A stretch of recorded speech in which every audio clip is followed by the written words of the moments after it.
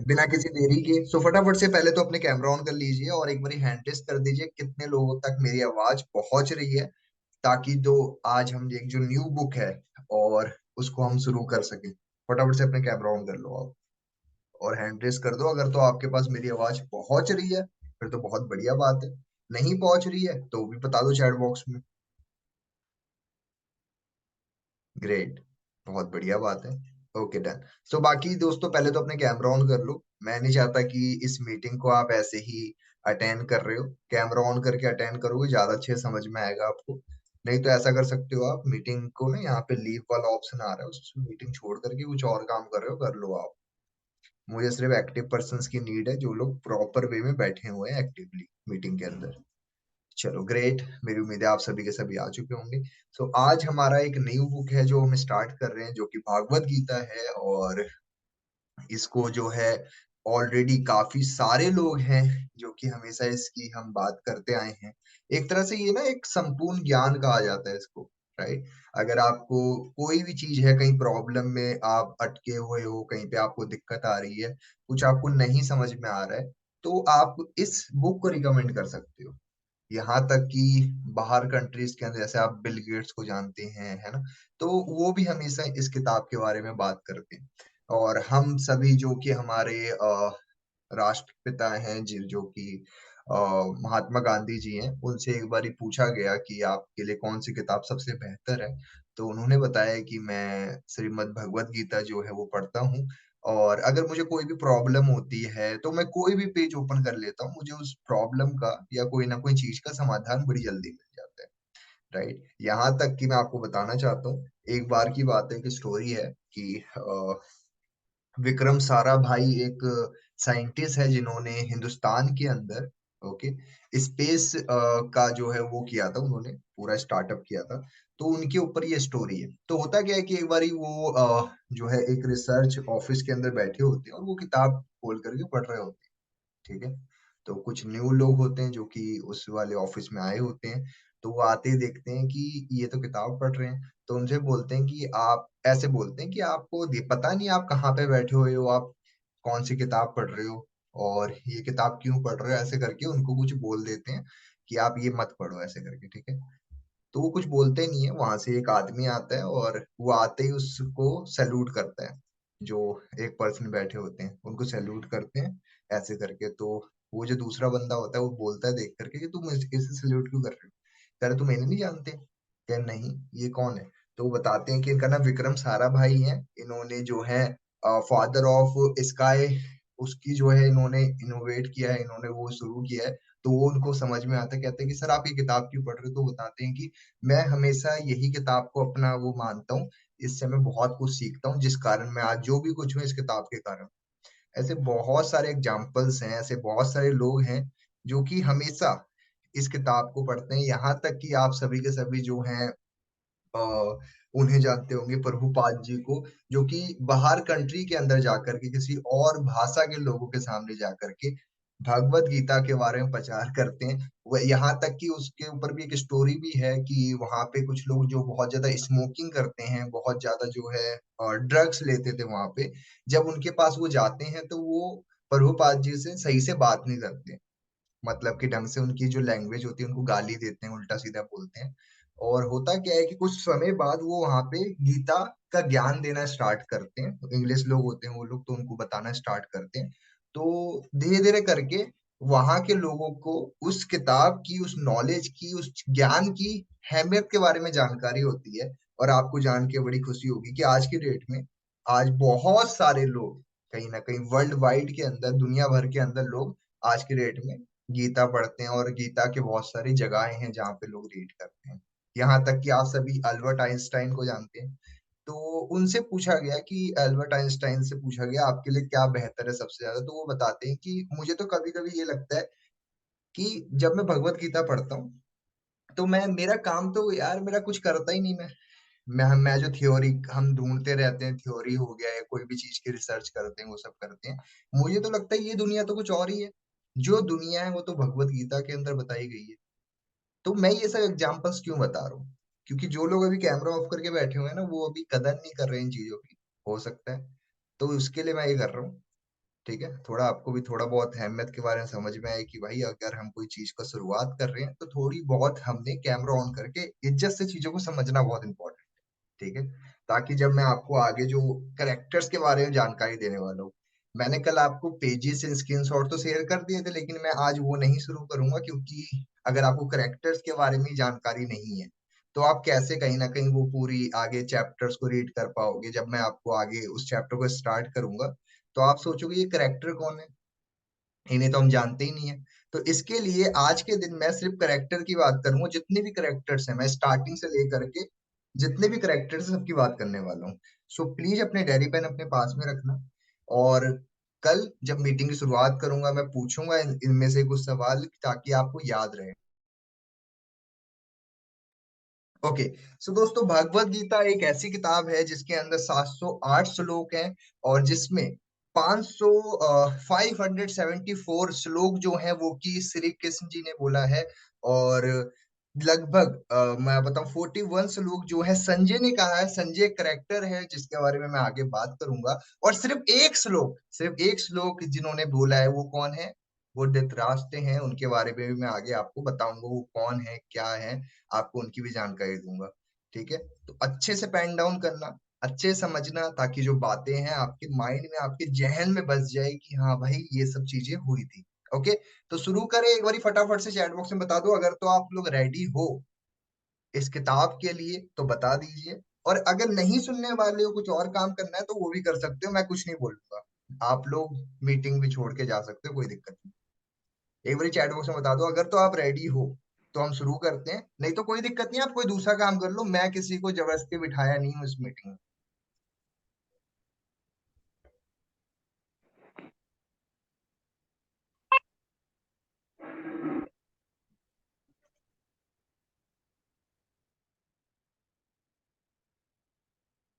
Okay great. सो दोस्तों, हम आगे बढ़ते हैं करेक्टर्स की तरफ। और प्लीज अच्छे से पेन डाउन करना, क्योंकि इन करेक्टर्स से ही पूरी किताब वो लिखी हुई है, और इस किताब में उन करेक्टर्स का बहुत बड़ा जो है वो है, मेन है उनका पार्ट। ठीक है, तो प्लीज अच्छे से पेन डाउन करना।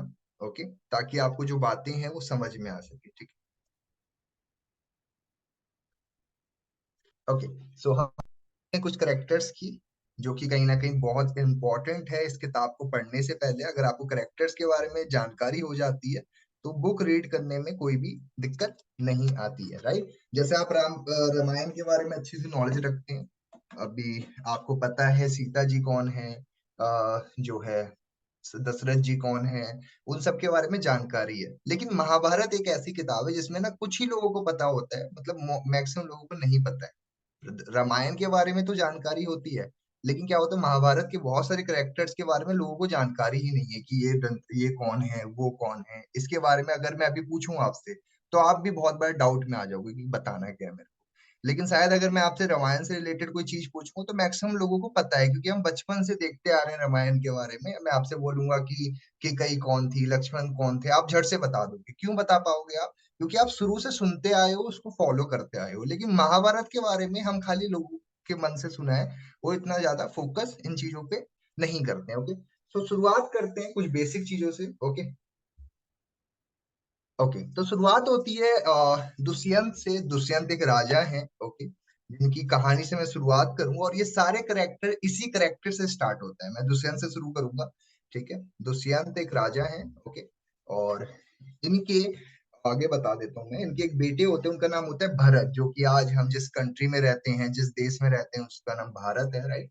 तो इनका जो बेटा होता है उनका नाम भारत होता है। ओके, दुष्यंत। ओके, दुष्यंत है। दुष्यंत जो है ये एक किंग है, किंग मतलब राजा। इनके एक बेटे होते हैं जिसका नाम होता है भरत। ओके, इनके बेटे हैं, उनका नाम होता है भरत। ओके, मैं धीरे धीरे करके सारे करेक्टर्स को आराम आराम से इसलिए लिखूंगा क्योंकि आपको मैं सभी को यही सोच करके मीटिंग दूंगा आज कि आपको बिल्कुल भी नहीं पता है क्या है क्या नहीं। ठीक है, मैं इसी तरीके से आज मीटिंग दूंगा। मैं इस ये सोच के नहीं दे रहा हूँ कि आपको थोड़ा बहुत तो पता ही होगा, क्यों इतना कुछ बताना। तो मैं ये सोच के नहीं देने वाला हूँ। तो आप लोग भी उसी माइंड से बैठना मीटिंग के अंदर कि आपको भी कुछ नहीं पता है, आप भी बिल्कुल जीरो हो, आपको कुछ नॉलेज ही नहीं है महाभारत के अंदर क्या हुआ था, क्या बताया गया था, होता क्या है। बिल्कुल वैसे माइंड से बैठना, बिल्कुल कोई दिमाग मत चलाना, मैं बीच में कुछ बता रहा हूँ झट से कोई बंदा आकर के बोलना शुरू कर देगा, वैसी हरकतें मत करना, मुझे सब आता है, ठीक है। मैं आपको ऐसे नहीं करूंगा, मेरे ये रहेगा कि आप लोग अपना ध्यान बिल्कुल फोकस करके रखो, ठीक है। इनके एक बेटे होते हैं, उनका नाम होता है भारत। ओके,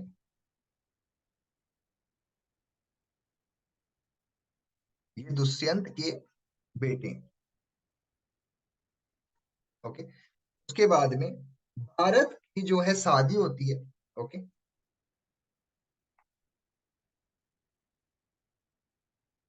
भारत की जो है शादी होती है, शादी किससे होती है मैं आपको वो बता देता हूँ। सुनंद जी से इनकी शादी होती है, और उनसे इनका बेटा पैदा होता है, उनका नाम होता है प्रतिपा, ठीक है। एक,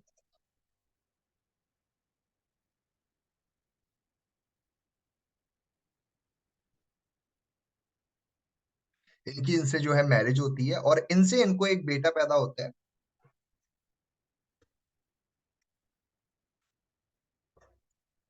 और बेटे का नाम होता है जी प्रतिभा।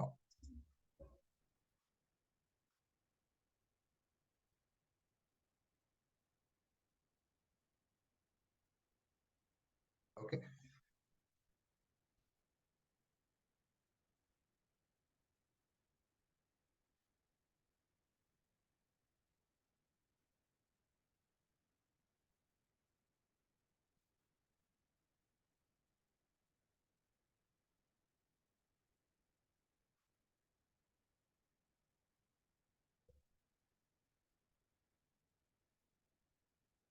पहले बना लेता हूँ, उसके बाद मैं आपको बताता हूँ।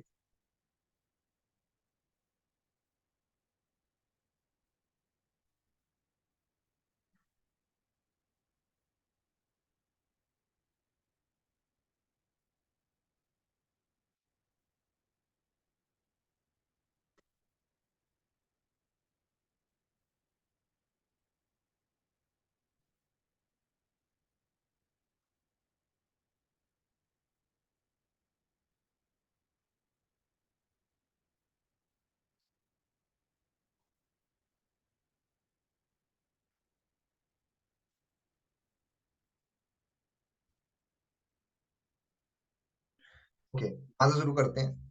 और ये शायद मैंने गलत ग्राफ कर दिया था। ओके, दोबारा दोबारा दुष्यंत एक राजा होते हैं, जिनका एक बेटा होता है, उसका नाम भारत होता है। भारत का बेटा होता है जिसका नाम प्रतिभा होता है, उनकी शादी होती है जो है सुनंद से, और सुनंद से और प्रतिभा से एक बेटा पैदा होता है जिसका नाम होता है शांतनु, ठीक है। जो कि आपने महाभारत के अंदर वहां से ही करेक्टर शुरू किया गया था, शांतनु से, लेकिन मैंने उनके दादा परदादा भी दिखा दिए ताकि आपको आइडिया लग जाए, ओके।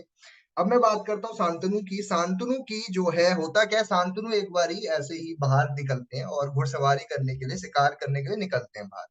तो वो एक बारी जो है थोड़ा गंगा किनारे पहुंचते हैं, और वो देखते हैं कि वहां पे एक बहुत अच्छी एक युवता है, एक जो है वहां पे उनको एक महिला दिखती है जिनका नाम होता है गंगा। और देखते ही शांतनु को उनसे प्यार हो जाता है, ठीक है। और होता क्या है कि गंगा से प्यार होने के बाद में वो उनसे बोलते हैं कि मुझे आपसे शादी करनी है, ठीक है। जो गंगा होती है, शांतनु उन्हें बोलते हैं कि मुझे आपसे शादी करनी है, लेकिन गंगा बोलती है कि देखो शादी तो हम कर लेंगे, लेकिन मेरी एक शर्त है। तो वो बोलते हैं कि क्या शर्त है बताइए। तो वो उन्हें बोलते हैं कि देखिए शर्त ये है कि मैं जो भी कुछ करूंगी आप मेरे से नहीं पूछोगे कि मैं क्यों कर रही हूँ, ठीक है। शांतनु को ये बोलते हैं कि मैं कुछ भी अगर आगे कुछ भी करती हूँ, तो आप मेरे से मत पूछने आओ कि मैं क्या कर रही हूँ क्या नहीं कर रही हूँ। आपने अगर मेरे से ये वादा करते हो फिर तो ठीक है, नहीं तो हम शादी नहीं करेंगे, ऐसे करके शर्त हो जाती है, ओके। अब होता क्या है कि गंगा के जितने भी आगे चल के बच्चे होते हैं, जितने भी जो हैं बेबी होते हैं, तो गंगा क्या करती है, एक एक करके जैसे ही बच्चा होता है जाकर के पानी में डालना शुरू कर देती है, ठीक है। एक बच्चा हुआ जाकर के गिरा के आ गई पानी में, दो बच्चा हुआ उसको भी जाकर के गिरा के आ गई पानी में, तीन बच्चा हुआ उसको भी। ऐसे करते करते सात बच्चे हो जाते हैं। अब शांतनु जो पिता है वो सोचता है यार ये हमारे बच्चे जाकर के पानी में गिरा रहे हैं, और इन्होंने मेरे को बोल रखा है अगर तुम कुछ पूछोगे तो ऐसा मैं वो करने नहीं दूंगी। तो ये शांतनु को एक बार बहुत ज्यादा गुस्सा आता है, बहुत ज्यादा टेंशन हो जाती है, यार ये तो हद ही हो गई है, इन्होंने तो बड़ा वो कुछ ज्यादा ही वो कर रहे हैं। तो शांतनु गंगा के पास जाते हैं, और जब वो आठों बच्चा गिराने ही जा रहे होते हैं, तो होता क्या है कि शांतनु रोक देते हैं उनको कि नहीं, तुम अब ऐसा नहीं कर सकते, आप काफी बच्चे ऑलरेडी तुमने वो कर दिए हैं, और मैंने तुमसे नहीं पूछा इतने समय तक कि तुमने बच्चा क्यों गिराया है। ठीक है। तो गंगा बोलती है कि देखो, मैंने तो तुम्हें बोला था अगर तुम मेरे से ये सवाल पूछोगे तो मैं तुम्हें छोड़ के चली जाऊंगी, लेकिन अगर तुमने पूछ ही लिया है तो बता देती हूँ। तो गंगा बताते हैं कि मेरे को श्राप मिला हुआ था, और उस श्राप के अकॉर्डिंग अगर मैं 8 बच्चों को अगर नहीं गिराऊंगी तो वो कल को दिक्कत कर सकते हैं संसार के अंदर। ठीक है। ऐसा करके कुछ होता है। ओके, ऐसे करके कुछ बातचीत होती है। तो बोलते हैं अब तुमने ये बोल दिया है तो अब मैं जा रही हूँ तुम्हें छोड़ करके, और ये जो 8वां बच्चा है जब ये बड़ा हो जाएगा, मतलब 18 या 20-22 साल का, जो थोड़ा ये युवा हो जाएगा और थोड़ा ये बोल सकेगा और थोड़ा ज्ञानी हो जाएगा, जब मैं तुम्हें लाके इसको दे दूंगी। ठीक है। इतनी बात होती है और शांतनु को गंगा छोड़ करके चले जाती है। अब आगे क्या होता है मैं थोड़ा आपको ये बता देता हूँ। अब होता क्या है कि कुछ सालों के बाद में जो है, गंगा बच्चे को लेकर के शांतनु को दे देती है, और इसका नाम होता है देवव्रत। क्या नाम होता है? देवव्रत। देवव्रत कौन है? विष्णु पितामह जिन्हें बोला जाता है। ठीक है। देवव्रत होता है, मैं वो लिख रहा हूँ कि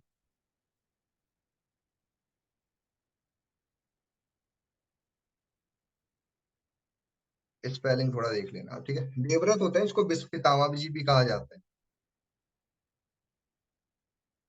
जो कि आगे चल करके आप सभी ने सुना होगा ना, विष्णु पितामह ने जो है आजीवन वो नहीं किया, वो सब कुछ नहीं किया। मैं आपको आगे कहानी बताता हूँ क्या हुआ। ठीक है। अब यहाँ पे क्या होता है, जो शांतनु होते हैं, एक बार वो दोबारा ऐसे ही बाहर निकलते हैं, और बाहर जाते हैं तो उनको एक और युवती दिखती है, और उनसे इनको दोबारा से प्यार हो जाता है। शांतनु दोबारा कहीं बाहर जाते हैं, और जब वो बाहर जाते हैं तो इनको दोबारा एक युवती दिखती है। इनको दोबारा उनसे क्या हो जाता है? प्यार हो जाता है। और वो युवती कौन है, मैं थोड़ा आपको उनके बारे में बता देता हूँ। ये इन्होंने दूसरी शादी करी होती है, गंगा तो इनको छोड़ के चले जाते हैं। ये दूसरी शादी करते हैं, लेकिन दूसरी शादी नहीं हो पा रही होती है। क्यों नहीं हो पा रही, मैं थोड़ा आपको उसके पीछे का वो बता देता, क्योंकि जो इनकी बीवी थी, दूसरी बीवी थी, उनके जो पिता थे, ठीक है, मैं आपको बता देता हूँ। ये सत्यवती होती है, जो कि शांतनु को पसंद आती है। ठीक है। जो ये सत्यवती होती है। ठीक है। अब सत्यवती जी जो होते हैं, इनके जो पिता होते हैं, वो बोलते हैं कि तुम्हारा तो पहले से एक बेटा है, तुम्हारा एक पहले से ही बेटा है जिसका नाम जो है देवव्रत है। कल को जो भी तुम कल को नहीं जाओगे, या कल को तुम मरोगे, जो भी होगा, तो सारा राज्य का सिंहासन तो तुम देवव्रत को दे दोगे। ऐसा होगा, है ना? तो मैं तुम्हारे को अपनी बेटी से शादी क्यों करवाऊं? मैं तो अपनी बेटी का फ्यूचर देखूंगा ना, कि उसके बच्चे कुछ करें, आगे कुछ वो होगा। तो ये सारी बातें ना विष्णु पितामह को सुनाई दे देती है। ठीक है। अब विष्णु पितामह जाते हैं और देखते हैं कि मेरे पिता बाकी दुखी दिख रहे हैं, काफी परेशान दिख रहे हैं, तो विष्णु पितामह सुन लेते हैं ये सब चीजें हुई होती है। अब होता क्या है कि जाते हैं वो, और जा करके इनके पिता से, जो सत्यवती के पिता होते हैं, उनसे जाकर के वादा करते हैं कि मैं कभी भी राज सिंहासन नहीं लूंगा, और मैं विष्णु पितामह तो वो प्रतिज्ञा लेता हूँ कि आज कभी भी मैं शादी भी नहीं करूंगा, मैं ब्रह्मचर्य रहूंगा। वो सब उसी टाइम पे वो कर लेते हैं। ठीक है। और ये सब चीजें देख करके जब शांतनु को ये सब चीजों के बारे में पता चलता है कि इतनी बड़ी प्रतिज्ञा ले ली है इन्होंने, इनके बेटे ने, जो कि देवव्रत है, तो ये इनको इच्छा मृत्यु की वरदान दे देते हैं उसी टाइम पे, देवव्रत को। ठीक है। कि ये जब भी मरेंगे अपने मन से ही मरेंगे, ऐसे नहीं मर सकते। इच्छा मृत्यु की वरदान उसी टाइम पे देवव्रत को दे दिया जाता है। ठीक है। अब आगे चलते हैं। अब आगे होता क्या है, थोड़ा आगे चलता हूँ, क्योंकि कैरेक्टर्स बता इसलिए रहा हूं मैं आपको, क्योंकि एक एक चीजें ना आगे चल करके जब मैं आपको चैप्टर्स बताऊंगा ना, बहुत ज्यादा इंपॉर्टेंट है, आपको एक एक बातें समझ में आना। ओके।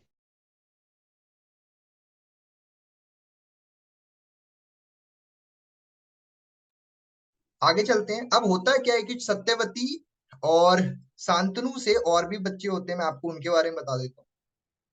सत्यवती से और शांतनु से जो है 2 बच्चे होते हैं, और दोनों बच्चों का नाम क्या होता है वो बता देता हूँ। एक बच्चे का नाम होता है चित्रगदा, जो कि पैदा होते ही कुछ टाइम के बाद मर जाता है। ठीक है।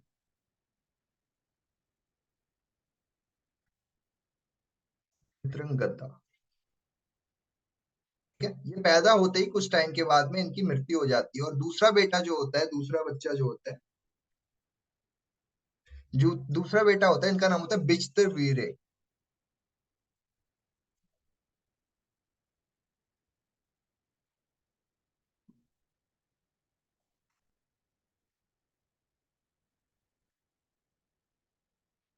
ठीक है, होता क्या समझो यहाँ पे, इनका क्या होता है, दो बच्चे इनके और होते हैं, जो किससे होते हैं, इनको सत्यवती से होते हैं।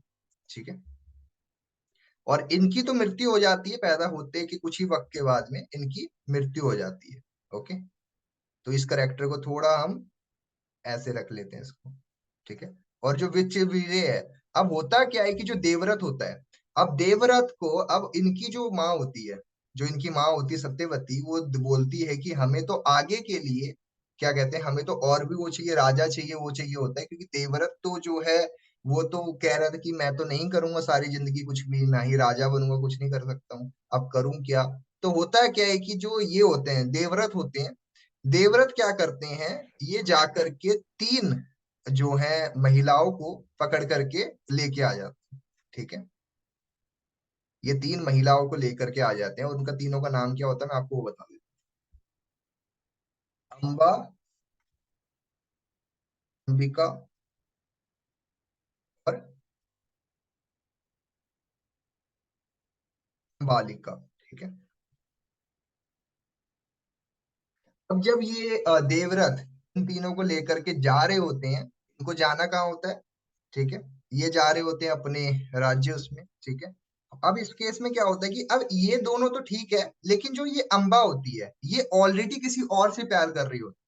ठीक है, ये ऑलरेडी किसी और लड़के से प्यार करती है, और जैसे ही देवव्रत को इस चीज की जानकारी होती है, तो देवव्रत जा करके जो इस जिससे ये प्यार करती है अंबिका, अम्बा, उसको जा करके छोड़ने चले जाते हैं। तो होता क्या है, वो लड़का मना कर देता है, कहता है कि मुझे अब तुमसे प्यार नहीं है, अब मैं तुमसे प्यार नहीं करता हूँ। ठीक है, तो अम्बा गुस्से में कहती है अब तो मैं देवव्रत को जान से मार दूंगी, इसने मेरा प्यार वो कर दिया ऐसे करके।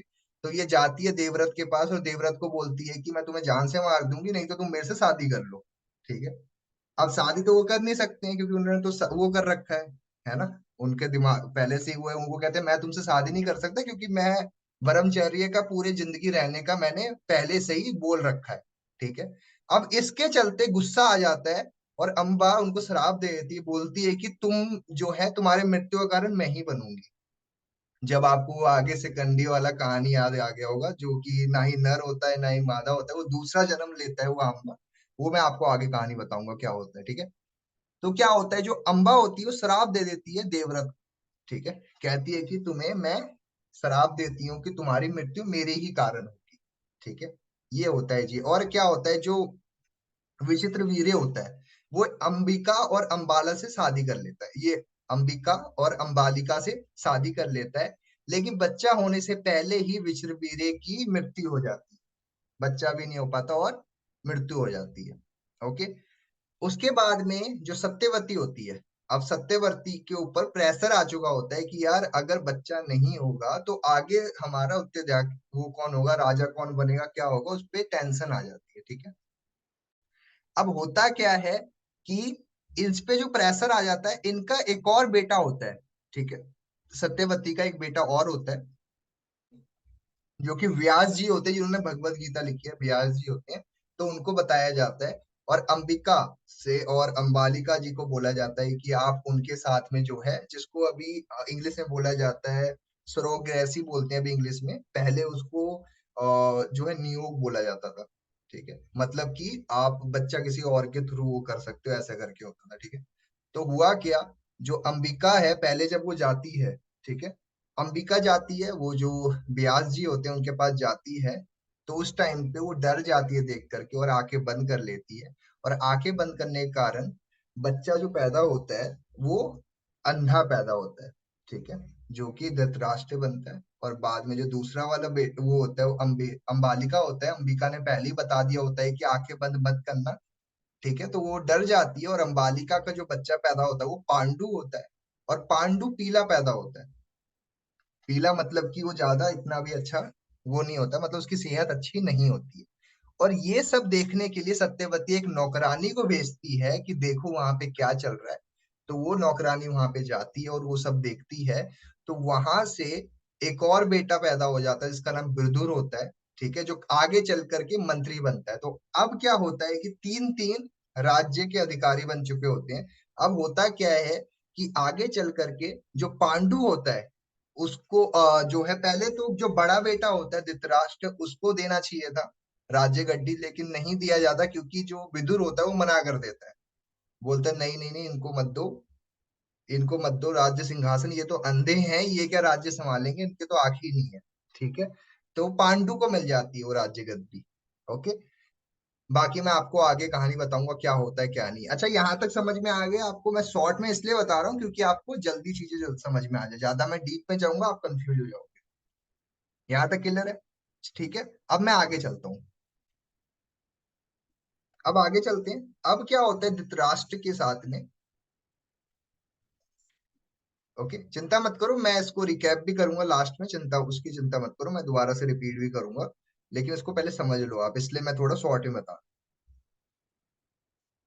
ओके, अब मैं बात करता हूँ धृतराष्ट्र की।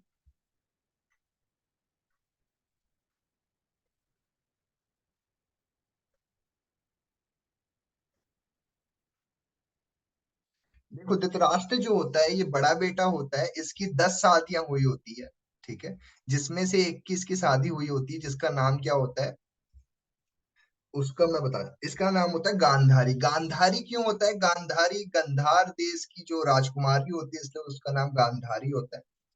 और गांधारी को जब पता चलता है कि उनका जो पति है होने वाला वो तो अंधा है, वो क्या करती है, मैं सारी जिंदगी पट्टी लगा के रहूंगी, ठीक है। अब जो उनका भाई होता है शकुनी, वो कहता है कि ये तो हमारे साथ गलत हुआ है, इसके चलते वो कहता है कि मैं इनकी जिंदगी बर्बाद कर दूंगा, और उसी दिन शपथ ले लेता है, उसी दिन दिमाग में बिठा लेता है कि मैं इन्हें कभी भी खुश नहीं रहने दूंगा, कि यार उन्होंने तो मेरी बहन के साथ गलत किया है, भेदभाव किया है, कि और राजा भी अंधा है, और ये सब चीज के चलते उसी टाइम पे जो मामा शकुनी होता है वो दिमाग में बिठा लेता है कि मैं इनकी जिंदगी बर्बाद कर दूंगा, ठीक है। और उसके बाद में बात करते हैं पांडु की। पांडु इनका दूसरा बेटा होता है, जो मैंने आपको भी बताया था, व्यास देव और वो अंबिका अंबालिका वाला, ठीक है।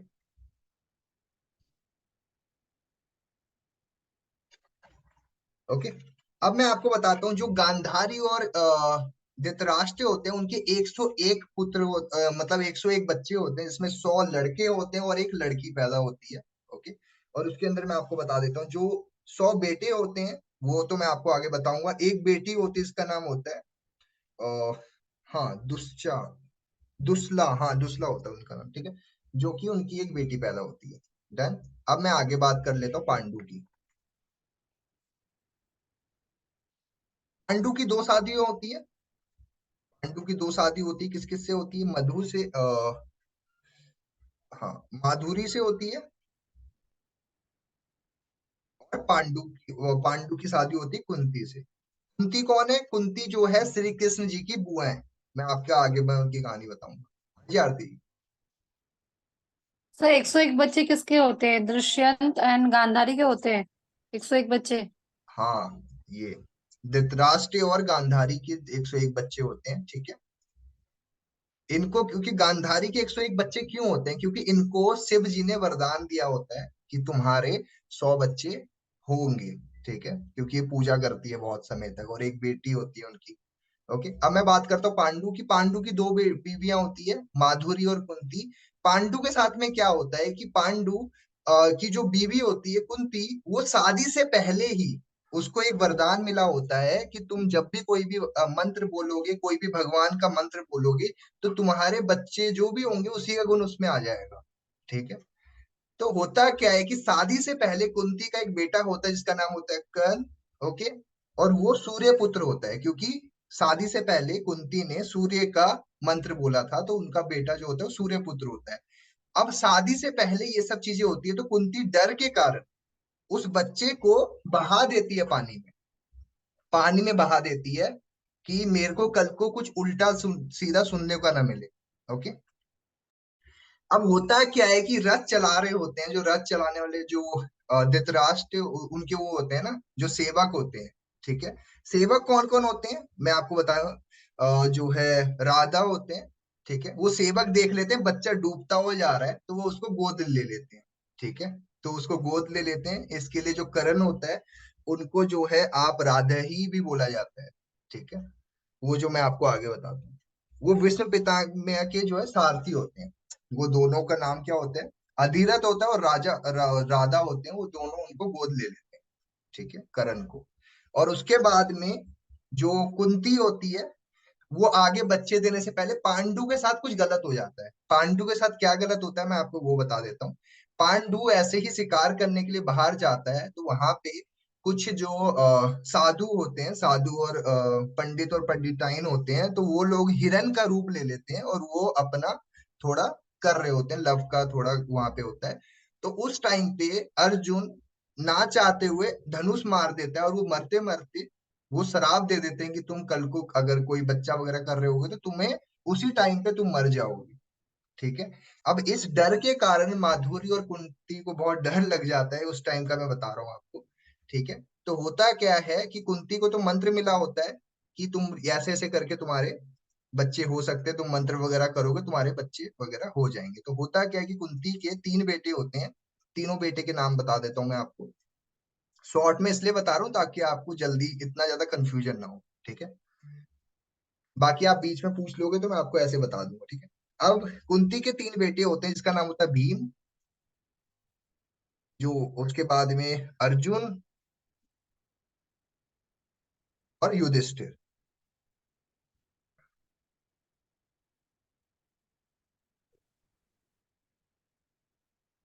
तो ये भी बता देता हूँ मैं आपको, जो भीम होता है ये पवन देव की, जब उन्होंने कुंती जी ने पवन देव की दिमाग में सोचा था तो भीम पैदा हुए थे। और अर्जुन पैदा हुए थे जब उन्होंने इंद्रदेव के बारे में सोचा था। और युधिष्ठिर जब पैदा हुए थे जब उन्होंने धर्मराज के बारे में सोचा था। ठीक है, और मैं आपको बताना चाहता हूँ जब जो है ये दोनों पैदा हुए थे, भीम और ये अर्जुन, मैं आपको बता देता हूँ। ठीक है, हाँ, तो उसी टाइम पे जो है ये जो, हाँ, गांधारी होता है, गांधारी जी के 2 साल से बच्चा नहीं हो रहा था। इनको पता तो था प्रेग्नेंट है ये, लेकिन इनको इनका बच्चा नहीं हो रहा था 2 साल से। ये प्रॉब्लम में थे। कि जैसे ही इन्हें पता चलता है कि कुंती के ऑलरेडी 2 बच्चे 3 बच्चे हो चुके हैं, उसी टाइम पे इनका जो बच्चे होते हैं, मैं आपको बताना चाहता हूँ कि बच्चा ढंग से पैदा नहीं होता। कुछ 101 टुकड़े होते हैं, मैं समझाता हूँ आपको। और वो 101 टुकड़ों में 5 जो है उसमें 3 या 4 बच्चे पैदा होते हैं, जिसमें एक मैं आपको नाम बता देता हूँ। एक का नाम होता है जो कि दुशासन होता है। ठीक है, और एक का नाम होता है, 1 मिनट, हाँ, एक का नाम दुशासन होता है। बाकी जो है उसके 98 बच्चे, वैसे करके उनके बच्चे पैदा होते हैं, क्योंकि 101 टुकड़े होते हैं, उनके बच्चे पैदा होते हैं। और इन्हें पहले से ही बोल दिया जाता है एक उसके अंदर कि दुर्योधन आगे चल करके वंश का विनाश कर सकता है। लेकिन गांधारी और धृतराष्ट्र ने इस बात को सुना नहीं, और उन्होंने बोला कि कुछ भी हो हम अपने बच्चे को पानी में नहीं बहाएंगे, नहीं मृत्यु करेंगे। ठीक है, ऐसा कुछ सिनेरियो होता है। डन। और अब ये सब चीज के चलते ना, अब माधुरी बहुत ज्यादा दुखी होती है। वो कहती है कि यार मेरा तो बच्चा ही नहीं हो पाएगा। ओके, तो होता क्या है कि कुंती जी माधुरी जी को बोल देते हैं कि मैं तुम्हें मंत्र सिखा देती हूँ, ऐसे ऐसे करके मंत्र सीख लो आप भी। और उन्हें मंत्र सिखा देते हैं, और उनके 2 बेटे पैदा होते हैं, नकुल और सहदेव। ठीक है, उनके 2 बच्चे होते हैं, नकुल और सहदेव। उनको अश्वनी कुमार भी बोला जाता है। ये दोनों बच्चे जुड़वा पैदा होते हैं। ठीक है, नकुल और सहदेव। इस टाइम पे इनके भी पूरे 100 बच्चे पैदा हो चुके होते हैं। ठीक है,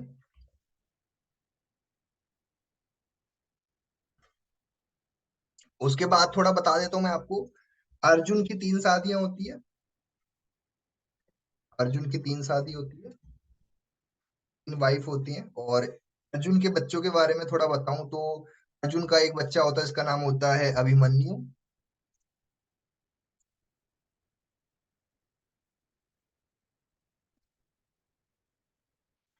ठीक है, अभिमन्यु का बेटा होता है परीक्षित।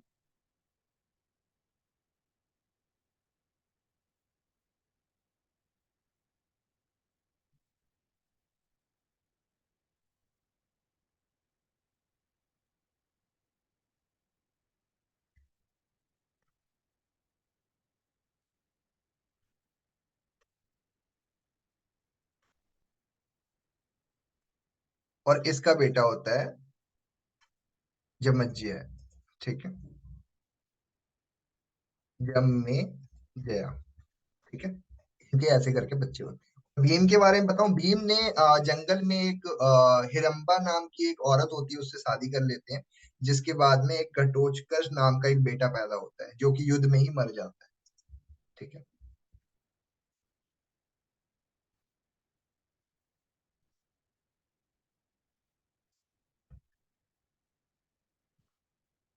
इनका बेटा होता है घटोत्कच, जो कि युद्ध में ही मर जाता है। और उनका भी एक बेटा होता है, जिसको आज हम श्याम बाबा के नाम से जानते हैं, उनको पूछते हैं, जो कि घटोत्कच का ही बेटा होते हैं। ठीक है, जिनके बारे में आप जानते हैं, जिन्हें हम भगवान के लिए पूछते हैं। ठीक है,